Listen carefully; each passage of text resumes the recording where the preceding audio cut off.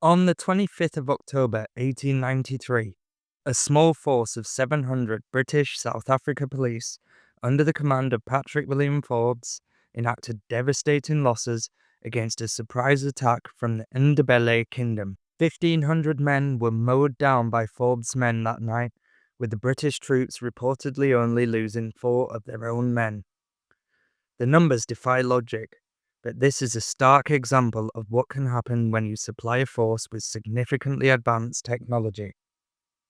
In this case, that technology amounted to the Maxim gun. The Battle of the Shangani was its introduction to the world of war. Forbes' men had just 5 of them, but that was enough to decimate the approaching forces.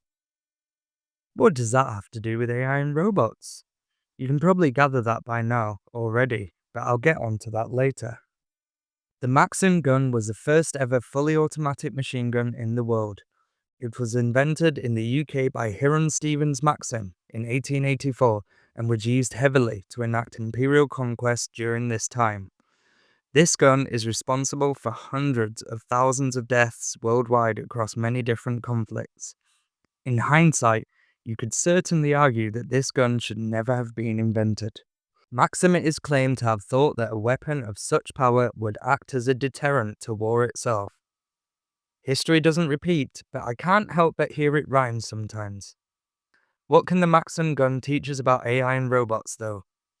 History is dotted with tales of small groups of people with superior technology causing unimaginable damage to lesser, technologically advanced people around the world. From the Battle of Salsu River in 612 AD to the atomic bombings of Hiroshima and Nagasaki at the end of the Second World War, people can't help but use technology to kill more people. AI in robots is another advancement in technology. This issue is that AI could lead to the rapid progression of world-destroying technology. The very rapid progression. From misaligned AIs taking it upon themselves to finish the job we have started, to it helping misaligned humans do it themselves with biological agents, the possibilities truly are endless when it comes to this exponential technology. On a side note, I think the most likely perpetrator will be misaligned humans.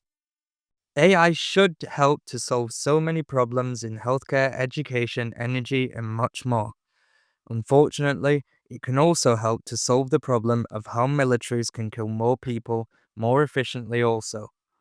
So what can we learn? Maybe we won't learn anything. Maybe we are sleepwalking into catastrophe again. Maybe this is the last catastrophe humans will ever walk into. There is a couple of ways we can mitigate this risk, however. The first thing we can do is keep up to date with the advancements in AI and make sure we inform those who are choosing to ignore the artificial intelligence so we can all learn together. The second way is by making it clear that your votes will go to the politicians who prioritize peace and the safe development of AI and robotics. The third, and unfortunately most likely way, is to hope for mutually assured destruction again. We hope that multiple governments gain access to world-altering technologies at the same time. We hope that no one can use these technologies militarily because retaliation would be guaranteed and just as devastating for the country who initiated the first attack. The fact that 2 countries are in an AI arms race gives me comfort, not fear, because it levels the playing field on the international stage, which seems to be the only thing maintaining peace at present.